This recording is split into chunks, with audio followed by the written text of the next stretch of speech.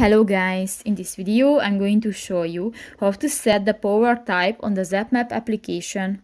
But first of all, I just want to mention, please don't forget to subscribe to our channel, because at 100,000 subscribers we are going to show you our YouTube revenue statistics and growth strategy, how to make money online. So let's jump into it.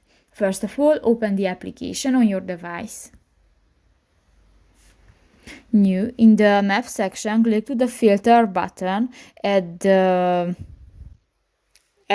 upper right corner of the screen, and in the filter section you can find the first option, the power type, and just click to the circle and pull on the line and you can edit the power type. And if you want to use this filter, click to the apply button at the lower side of the screen. And on. So that's pretty much it for this video, guys. See you in the next one. Bye bye.